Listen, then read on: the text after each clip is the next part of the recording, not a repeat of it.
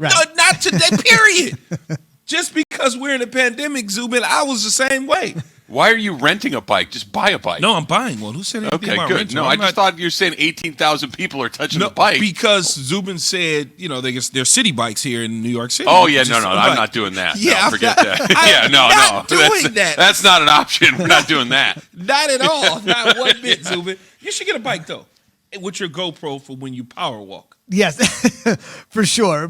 And I think you're right. With the city bike, the one thing with the city bike, I will say, you got to return it to a specific location, so it's kind of out of the way. You got your own bike. You can come and go as you please. So you have to return it back to a specific location. You can't just go to any. Well, you can put it anywhere, but Okay. you have to go to a place where they're locked and unlocked. Do you know what I mean? So that's always kind of puts a crimp in your style too. Sometimes you got to take it an extra 2 or 3 blocks because that's the latest drop-off location. So if you just have your own bike, I'll just go try. I'm gonna source me a bike from one of these. Justin actually helped me, who's one of our bosses here, source bikes yesterday. And I'm going to go and find me the right kind. Like nice, cool, big. Yeah. I'm only cruising. I'm not like, it's not a workout situation. Where are you going on the bike? This is what I need to know. Like, where are you headed when you're on your bike instead of driving or walking? To and from work. I won't be going and having day parties and nothing like that out here. So you don't have to worry about me rolling up to a bar on a beach cruiser. That's not going to happen. And to and from work, though. And so, Trav, on that tip, more people are going to be traveling. Key's going out and about. I mentioned to Key on Sunday, more than 1 million people in the country traveled. A year ago at this time, it was about 91,000. So people are out and about. Key, you got something? They are out and about. But what's so wild, Travis, is, as I check the weather every single day, and I've never seen this before except here in New York, it's going to be 75 degrees. Right? It's going to midday, which midday to me means 12 to about 4. It's going to be 60-ish, 65. It gets hotter the later it gets.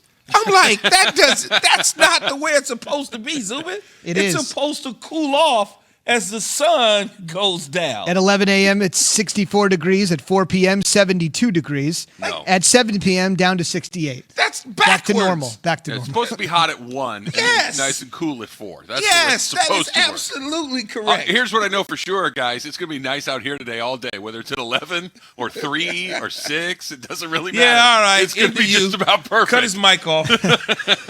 So, no, Trav, make sure we cut it off and get it right back because I want to get your opinion, fellas, on this. The traveling aspect we were talking about. So the 49ers, as we know, trade the 2 number 1 picks and a number 3 to move up to number 3. Yeah. And if this was like, a Lampoon's Vacation, I would describe it like this. We're all getting in the van or we're all getting on Key's beach cruiser. And, we are going to Mac Jones. We're going to his pro day, much like the 49ers did. We got to hit it. That's the number 1 thing.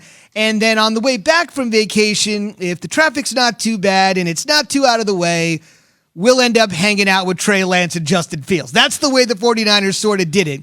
Number 1, got to hit Mac Jones. We'll try to get the other guys on the way back and visit their second pro days. Key, a lot of people are wondering why the 49ers are taking this particular approach, especially if the scuttlebutt seems to be, maybe it was different a month ago, it seems to be now that the 49ers are moving away from the possibility of drafting Mac Jones. Yet many people, even in this pandemic-induced environment, the first place they decided to go was to see Jones. If they have the 3rd pick and they don't really have to worry about Lawrence or Wilson, and they're in pole position, they gave up to Hall to be in this position, why do anything untoward? Why have a smokescreen when they're in the catbird seat to do what they want? I don't think there's a smoke screen. I think they're doing exactly what you said. Their due diligence, right? You said it in a roundabout way, but all it is due diligence. They already, Travis, knew that there was going to be second days for those guys in terms of pro days. They already know that. They've scheduled it way in advance. Hey, Justin Fields is going to do a second, as well as Trey Lance. Here are the dates. Here's what we can do. Here's our schedule.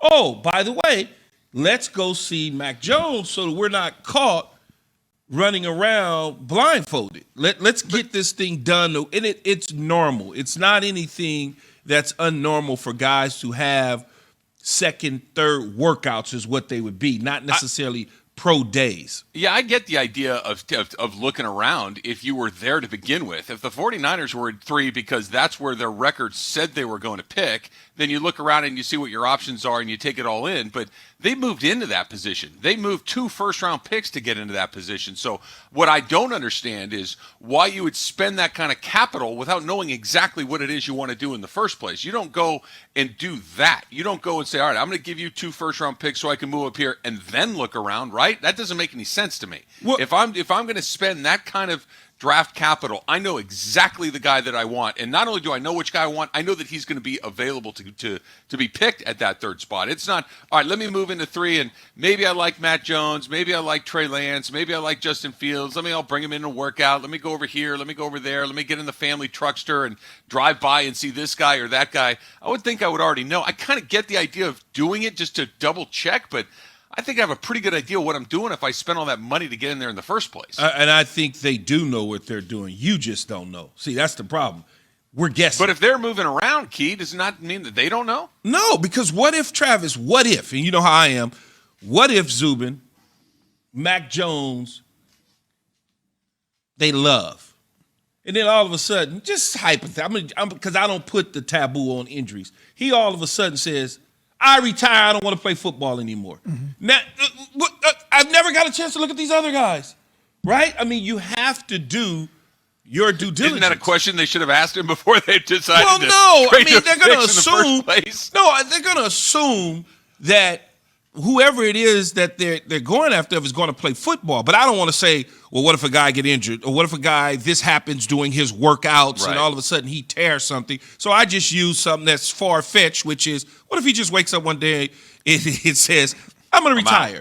They have to do their due diligence. Nor do they want to tip their hand on what they want to do. Because you just don't know how wild some of this stuff is. You get there, yes, they gave up 2 first round. Let's just throw it out there for conversation's sake. What if somebody come back to them and said, you know what? We know you gave up your 2 1s to get to a 3. We're sitting at 8. We'll give you 4 1s to move back into 3. You just don't know. So you got to do your homework in all sports on prospects. They would be foolish to not look at every single quarterback, turn up every single stone, rock, look underneath to see what it is.